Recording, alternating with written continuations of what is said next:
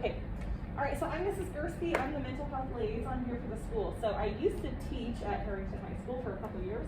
And thank you, first of all, for inviting me in. So really quick, you guys kind of let me know, like, what are you wanting to do for your advisory? It seems like you two are kind of taking the lead on it. So what were you hoping to accomplish? Yeah, our goal is to help people like reconnect, recover, and restore after COVID. And that's like emotionally, mentally, physically, financially, and in their employment. Okay, neat. So do you guys have like a, is that something you guys decided together as a group? Mm-hmm. Cool. Well, we had other ideas first, but this one we're going to work with as well. Yeah, I love it. Okay, and you guys probably didn't know when you came up with this that COVID-19 is still going on. Like you probably thought there was an end in sight, right? Yeah. I know, it kind of seems like that's getting pushed further and further back. So yeah, I think it's super important. So I'll get to it.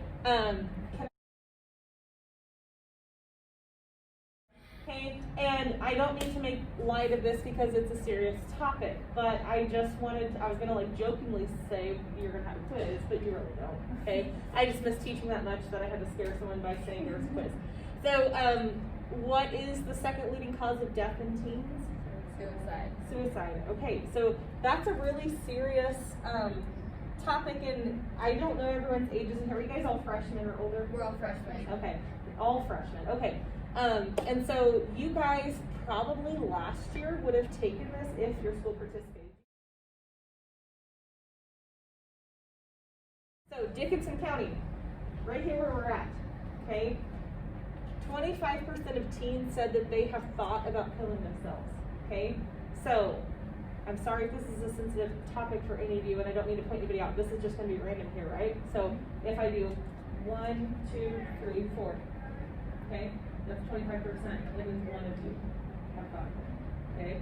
Or if I did it from this way, one of you have thought of it, okay? See why that's a big deal? Okay? 16% of them not only have thought about it, but made a plan, okay? I'm not a math person, I never taught math, but let's say 20, I mean, it's close to 20%, that's 1 in 5, right? So we're looking at like 1 in 6 people have actually thought about how they would go about doing it. And then 5% acted on their plan. That doesn't mean they all died, right? But they made an attempt at least, okay? So that's 1 in every 20. So how many kids do you guys have in your high school? Over 100, right? So that means at least 5 people in your high school have tried to do it, okay? If we're looking at countywide numbers and then trying to associate correlate numbers, that's what that means, okay? So that's why it's a big deal. Do you guys see that? That's a big deal. And there's lots of aspects to mental health, but suicide being the most serious, right? Because it's a life-ending situation, okay? So why? I want to know what you guys think. Why do you think there's such a rise in mental health issues? I have a link and I'm going to show the video of one of my major reasons. This is something I get asked a lot by people. Like when they ask about like, so you're a mental health liaison, what does that mean? What do you do? Well, I have to explain, you know, that there's school-based services here in Harrington and in lots of schools, because there's just such a need for kids struggling with their mental health, suicide being the most serious, you know, topic. But why is there such a rise? What do you guys think? I want to hear from you. Maybe like social media. Social media? Hey, that's one of the big things that I think is the change, because I'm 30, okay, but when I was in high school, I mean, the numbers were way less. When my parents were in high school, it was way less, right? So see, it's just the numbers are increasing over time. And probably even as you guys are in high school, you'll see the numbers change. Hopefully a downward trend for you guys doing things like you're doing, but the numbers are increasing. She showed us a video about the effects that social media has on our mental health. We discussed the highlights of the video in the next clip, and we've also linked it down below. So, what did you guys think of this video? Hopefully it wasn't too long, it was a pretty short one, but, I mean, do you guys see that? You see that in yourself? Yeah. Like, if you don't get enough likes, then you're like, oh, well, no one liked my picture, right? Or whatever. Or she'll talk about even just little things like you make sure you take your selfie at the exact right angle to me. I mean, how many times you retake a picture? No, that's not good enough. We no, retake pictures all the time. Okay, so you guys realize that even in yourselves that there's some of those behaviors, okay? So I wrote down a couple notes here, just things I want to make sure I highlighted. So 2 hours a day is the average, okay? on your guys' phones, it looks like some of you guys have them with you. Like, I don't know if every phone has this, but my iPhone has an option where I can look at my screen time and see what I'm using it for. So I would know exactly how long I'm using social media. But she said, do you eat for 2 hours a day?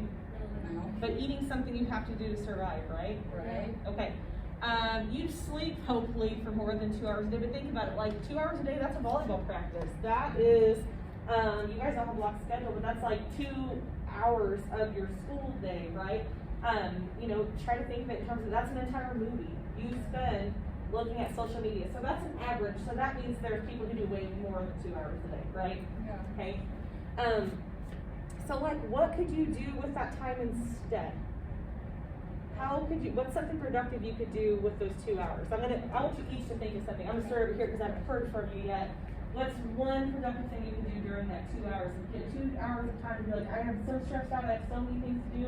I wish I had time to Read a book. read a book. Oh, that's good. Like go outside and. Go outside? Yeah. Get some fresh air? Yeah. Okay. Spend more time with animals, I love it. Well, maybe out on a dinner with your family. Ah, go out with your family. I love that. How about you? Like positive Yoga, positive self-talk, love it. Homework. Your homework. I get so distracted. Yeah, you feel I'm like, oh, I never have, I wish I had more time to go outside. I wish I could go to dinner with my family. I wish I made time for yoga. I wish I did my homework. did your homework. Ugh. I wish I hung out with my animals more. Okay, I wish I read that book, right? Yeah. I mean, you guys realize we only have so much time in our life, and when your time's done, you're done, right? So think about it. Do you want to scroll through whatever social media you use? I know Facebook isn't for really your generation anymore, right? But scrolling through people's stories on Snapchat or through TikTok or whatever you use, right? I mean, and you kind of, as you're doing it, you're comparing yourself to other people, you're realizing you're not getting enough likes, right? And so really, is that good for your mental health? Not really, right? Can you take some positive things from it? Sure, like you can connect with a family member who lives in another state. You could learn something, like I've seen TED Talks on Facebook and I've watched them, and so you can learn from it. I'm not saying don't do it at all. Right. I'm saying in moderation, right? Okay. So there was the highlight reel, right? People posting like only their best days, their best pictures. They're gonna post when they got an A on their final exam, right? But they're not gonna let you know that they bombed the midterm, are they? Right? So things like that. So you're comparing yourself to someone getting an A on the final, they're like, oh, I only got a C, right? That's just one example. Or like you're looking at someone's post of them like later down the road. Maybe you guys are still young, fit, and active, but down the road, maybe you're thinking like you're seeing one of your friends who is super healthy, she still can eat whatever she wants, but you're looking at her picture and you're doubting yourself, right? So yeah, you're comparing yourself to other people's highlight reels, but we don't know how many times did she take that picture to make sure it was the perfect one to post, right? Okay, social currency, that has to do with the number of likes, right? Kind of like money, right? More money is a good thing. More likes is a good thing. If you get more likes, you're more popular. Or if you're on Twitter, how many followers do you have, right? That's like how if someone comes to talk on a TED Talk or they're on YouTube, they'll be like, subscribe to my YouTube page, I have 200,000 followers. So you know, like if they have a lot of followers, people like them, right? But so we are giving people status and power off of likes, right? You guys see that? Okay. So if you don't have those likes, then what? Your self-esteem tanks. Okay. FOMO, fear of missing out. You think about, she talked about deleting your account, but you don't do it because you don't want to miss out on things that other people are posting. I mean, I've felt that lately with so many different opinions about the election and COVID and 100 million things. I've kind of thought about getting rid of social media because it's exhausting and I get angry at people sometimes, and you know, I'm just like, maybe better if I didn't have it. But I'm like, well, like my sister doesn't live in Kansas anymore, so I like to keep up with her and what she does, and just other people, my friends from high school that I don't see more. I like to see what they're doing and what they're up to, and so I haven't done it, even though it literally causes me stress and anger and different things while I'm on it. Why am I doing that to myself?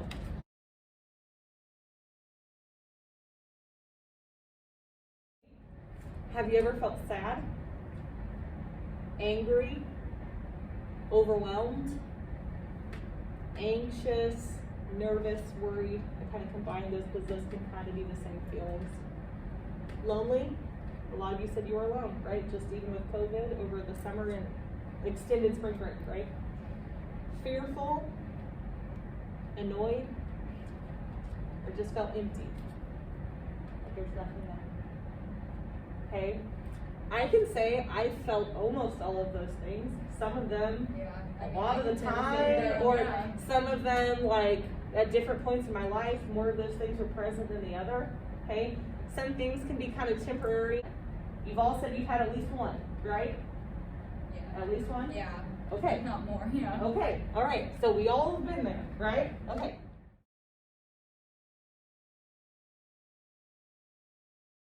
So here are some of those kind of life experiences. Have you ever experienced any of these? Lost a loved one. I'd include a pet there, right? Because, I don't know, my pets are part of my family. Had thoughts of harming yourself or others? Had a conflict with a friend, a family member, or a significant other? Had a hard time fitting in? Experienced divorce? Yep, that one. Okay. Experienced loss of income. So that's probably not you guys, but maybe parents. Like, I know my husband used to work for the railroad, but they laid them off. So all of a sudden he didn't have a job. Had a major transition in your life. That could be like moving to a whole new state or something like that. Been obsessed with being perfect. You want to look like you have it all together all the time, straight A's, play varsity, all of those things. Okay? Dealt with chronic pain. That means like someone who might have some kind of medical condition where they're constantly in pain every day. Okay? Have you guys experienced at least one of these, if not more? Okay. Yes, you have. And what about as you grow older? Do you think you might experience some of those things yourself as you grow older? Like you might lose a job, you might get a divorce, right? Okay, and some of you have experienced that, you know, as a child, right? If your parents are divorced or something. So these are big life experiences, or they can even be like a lot of these seem like negative things. What about like just getting married in general? All of a sudden you have this other person in your life that you've promised that you're going to stand by them and stick with them no matter what forever. That's You've made stressful. You've made that commitment. Yeah, it is stressful. You've made that commitment. It can be worth it. I'm telling you, it can be worth it. Or someday when you guys become parents, you brought this person into the world, and it's your job to make sure they're fed, clothed, loved, educated, all these things. It is stressful. Okay, I don't mean to be the bearer of bad news, but your life is going to get more stressful as you become an adult. Okay, so if you've had those feelings, if you've experienced these kind of things, you might struggle with mental health. So we all need help at different times in our life. Okay, and I put hashtag in the stigma. Does anyone know what a stigma is? Can anyone tell me what that word means? Like an idea, or like an idea that's been like pushed into people so like they believe it. Okay, yeah, okay. Like kind of a negative connotation that goes with something, right? Like if you go see the counselor, or if you go see the therapist, you're weak, you're crazy, all of the above, right? There is that stigma. Okay, and I'm going to show another, it's just shorter video than the last one, that kind of explains how there's been a shift in how we're working towards ending the stigma, but it really needs to continue, and you guys are going to be part of that push here at Farmington High School, so I'm so proud of that. So I have a question on this. Sure, one. yeah. And it was, how do you think, like, what do you think is the best way to normalize therapy and like make it a comfortable environment for people? Okay, love that question. Okay, so the best way to normalize it, I mean, sometimes it just takes someone who literally is in therapy to say, well, I go to therapy. You know what I mean? Like, make it seem like it is something that I just do because it's part of taking good care of yourself, right?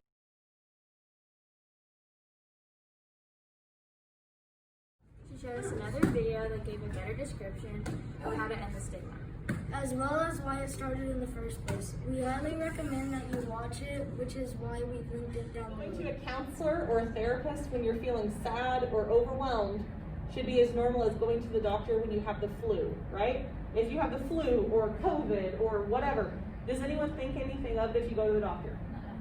So why do we make it such a big deal if you're struggling with thoughts in your head or thoughts in your heart, really, right? Your heart's kind of broken or whatever. Why do we make it a big deal? Right? If it's not working, let's fix it. Just like if your leg's broken, let's fix it, right? Okay, yeah, I'd say that's what a lot of it is, or just even your teachers being like, you know what? I'm having a rough day, or I've really been struggling, you know, just people being real with each other and kind of sharing their experience, I think is big. And what you guys are doing, raising awareness, I think is huge. So I have a question. Sure, yeah. When you say that like opening up to someone about your health is like the hardest part. Of like therapy, Yeah. I think the hardest part for people is admitting that they need help a lot of times. That's the step before that. Yeah. I think that's the hardest step, and the most important step is just one, admitting that we need the help. And sometimes it's hard to admit that to yourself. And sometimes we're so afraid of letting like our parents down or whoever we live with. We think they're gonna think less of us if we admit that we're struggling and we need help, right? But you wouldn't be afraid to go to them and say like, at volleyball practice, I think I sprained my ankle, can we go get an x-ray? You wouldn't be afraid to ask for that help, hopefully. So we've got to start looking at our head and our heart the same way. Yeah. Sometimes when my mom asks what's wrong, sometimes I think like, what if she would think differently of me if I told her or something. Yeah. So, But you want to know why your mom asks? she cares about me. She cares. Okay.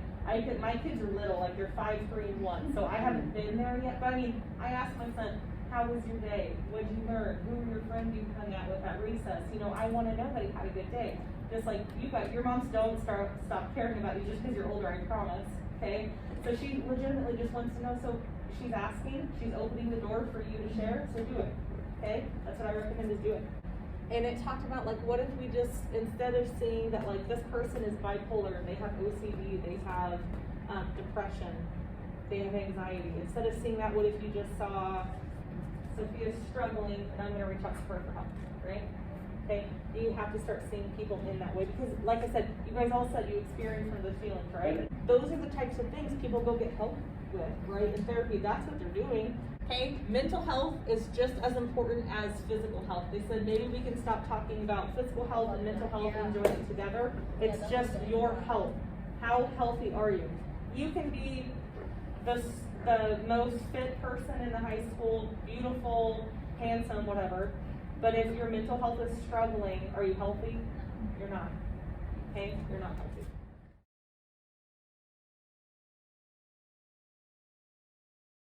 That something will grow from what they're going through, and it's going to be you, right? Your life experiences, your hard days. How many of your hard days have you gotten through? 100% of them. 100%. Look at that. 100% of your hard days, you got through it. Okay? And you've learned from it and you've grown from it, right?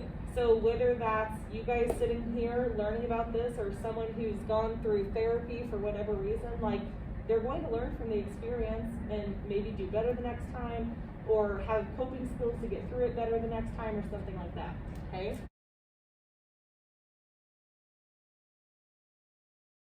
So mental health can be treated in a number of ways, and I don't pretend to be an expert on every single thing mental health, okay?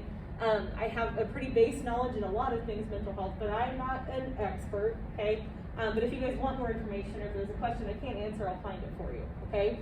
But mainly it's treated through therapy and sometimes medication, okay? And sometimes both. So therapy, you know, can look a lot of different ways. You can do individual sessions, just one-on-one with you and your therapist. You can do groups. Let's say everybody in this room, this is just an example, okay? I hope it's not real, so please don't take it personal if it's something that's personal to you, okay? Let's say everybody in this room is struggling with grief, right? Meaning that someone that they love has died and they're struggling with it, okay? So you come together in a group and you talk about your feelings, you talk through it, and you work through it, and you get through it together.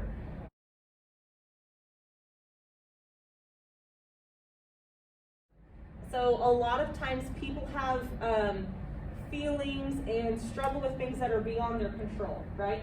You see the outer circle, things that aren't your responsibility, other people's words, their mistakes, their beliefs, their actions. Can you control other people's, those things? You can't. But you can control the words that come out of your mouth, the way you behave, your actions you take, your effort, whether or not you're gonna try hard or whether you're just gonna be lazy and back off and not do it. Your ideas, okay? You have a lot of control over you.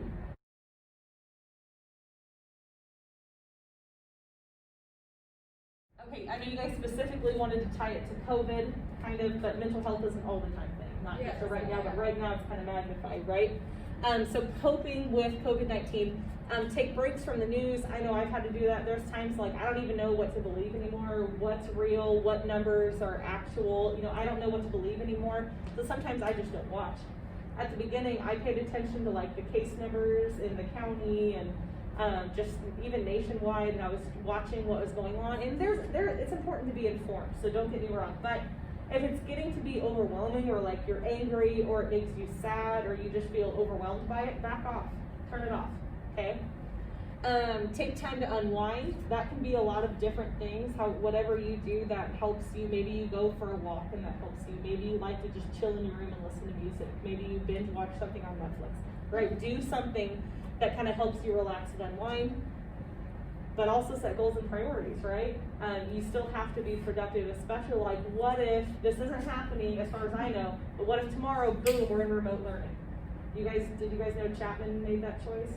Okay, they made that choice today that for the next 2 weeks that their middle school and high school is not gonna be in person. So that can happen, right?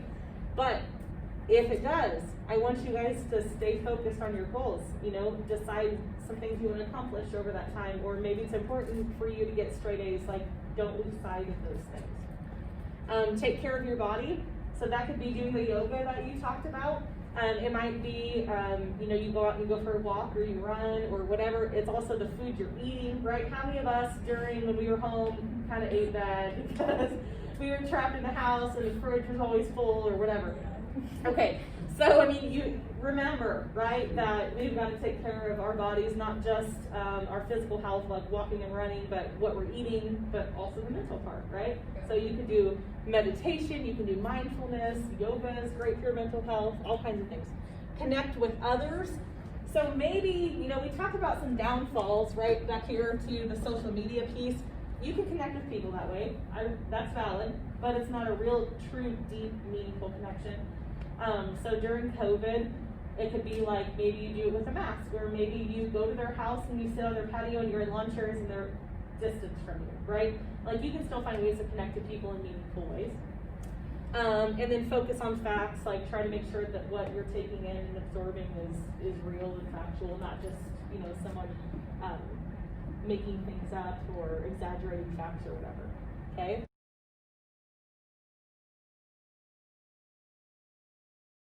Self-care is giving the world the best of you instead of what's left of you. Like I was saying, if you're overwhelmed, to do something that you enjoy, right? Like step back, take a little break, unwind, do something relaxing to you, do something you enjoy, like maybe suggest to your parents you go out to eat like you wanted to do, right? Something that kind of recharges your battery, right? That's self-care. Did you have a question? What are your top suggestions and recommendations for people that want to take that?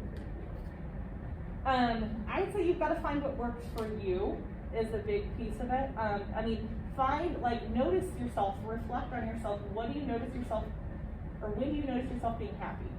Like, maybe for you, it's, for you, right, you talked about your pets, so maybe it's when you're taking your dog on a walk, or maybe you notice, like, you know, one of my friends kind of makes me feel bad about myself. I feel like she's judgmental, and one of my friends, we laughed the whole time. Which friends should you hang out with?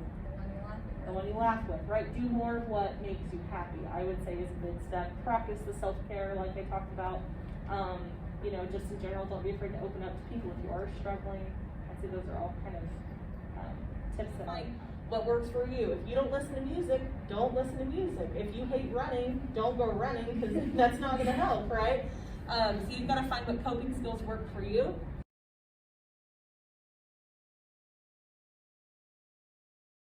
Okay, we're stronger together. If someone you know is struggling with their mental health, be there for them. There's lots of ways to do that. Okay, so there's help out there. You just have to be willing to admit that you need it, right? And you know, and we'll get that process going. So, okay. Did that answer what you guys really wanted? Yeah, I know I it's a think that was long-winded really way. No, I of think it. that was really beneficial, yeah. Okay, good, okay. Can you- Well, thank you so much for coming and talking to us. Like, we Yeah. appreciate it. Yeah, of Like, you took course. time out of your day, so thanks. Oh no, I was happy to be back in front of kids, so I was so happy to be invited to come in. So if you guys have more questions, or if you want to continue, you know, like I love that you guys do this, take the time to, and you have your things, like you talked about how do we raise like awareness and how do we end the stigma, Yeah, right? that's